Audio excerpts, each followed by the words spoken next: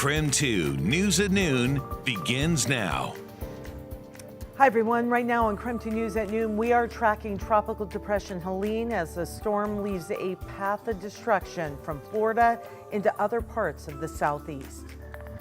And in the northwest, we have beautiful blue skies overhead as temperatures will start to warm as we enter this weekend. And we check in with the Green Bluff farm that is still cleaning up today after Wednesday's windstorm cut short their fall festival. Hi everyone, it is so good to see you. Welcome to KREM 2 News at Noon.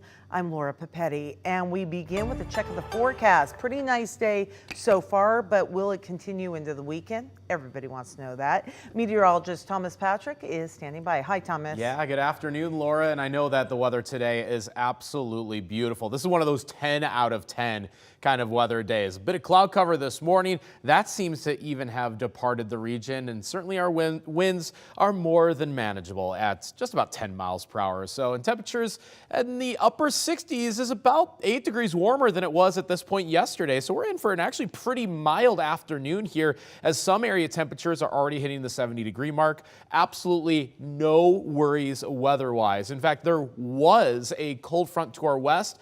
That has completely dissipated and dissolved, so there is now no temperature difference or no air mass difference. And instead, the sunshine is really winning out. There might be a little bit of cloud cover here or there, but nothing that's going to disturb us for today. And yet, it's even warmer for Saturday. But here's the issue. Saturday and Sunday are two pretty different days temperature-wise as we go from the 80s back to the 60s. So there will be a cold front that passes through the inland northwest. And coming up, I'll give you the details of what kind of impact that will have on the region, if anything, outside of just dropping the temperatures into this Sunday.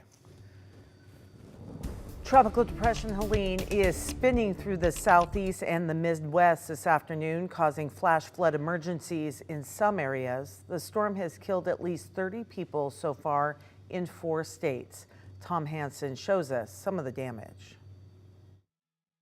A giant tree into an apartment building in Tallahassee and boats in the front yards in Treasure Island.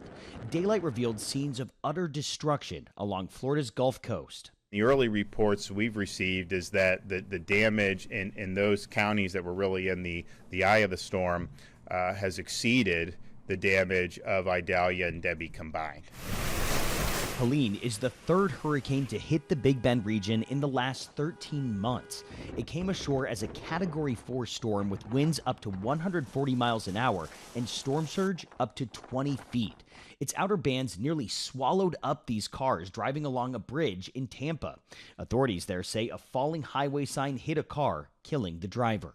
Anybody in your house? This rescue team in the city of South Pasadena called out for people after several homes caught fire. Florida's governor says emergency crews conducted thousands of rescue missions overnight. Rescues were also underway in rain-soaked Georgia. Crews in Atlanta helped bring a couple, their baby, and 2 dogs to safety. With this one, the vehicle was traveling in through the water, and the vehicle started to float, and it floated off the roadway. They were able to get out of the vehicle and get on top of the vehicle. Helene's high winds also knocked out power to an estimated 3 million customers all across the southeast. Farther north in the Carolinas, Helene is causing life-threatening flooding, especially in mountainous areas.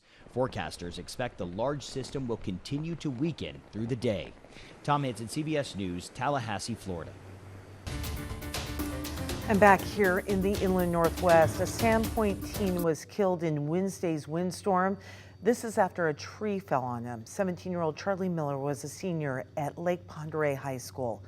After learning about his death, the school's principal brought in crisis counselors to talk with students. Charlie was a great young man. He was very, very kind, always willing to support anybody and have kind words for everybody. If you met Charlie, you were automatically taken back by his just presence that he had. The principal is encouraging the community to contact the school if they want to support the Miller family. And a Green Bluff farm is still cleaning up and making some repairs after this week's windstorm. At Seamer's Farm, stakes were blown out of the ground. Some were even bent or snapped in half. And that damage meant their harvest festival had to be cut short. And then the rest of us just sat and watched the weather roll through and do whatever it wanted to do to our tents. Now, the owner says he hasn't seen a windstorm as large as this week since he bought the farm back in 2020. A wildfire burning near Danville, not far from the Canadian border, is prompting level 2 and 3 evacuations. The Ferry County Sheriff's Office says level 3, which is go now evacuations, are in effect for the 4th of July Creek Road area. Meantime, level 2 get set evacuations are now in place for areas east of Big Goosemas Road and west of Highway 21. The Sheriff's Office estimates now that the fire has burned at least 1,700 acres and at this point is 0% contained. Meanwhile, in Whitman County, a 4,000-acre wildfire is burning along the Snake River. The Whitman County Sheriff's Office says there are no evacuations in place. Deputies say the fire was caused by lightning as 50-mile-an-hour winds moved through that area.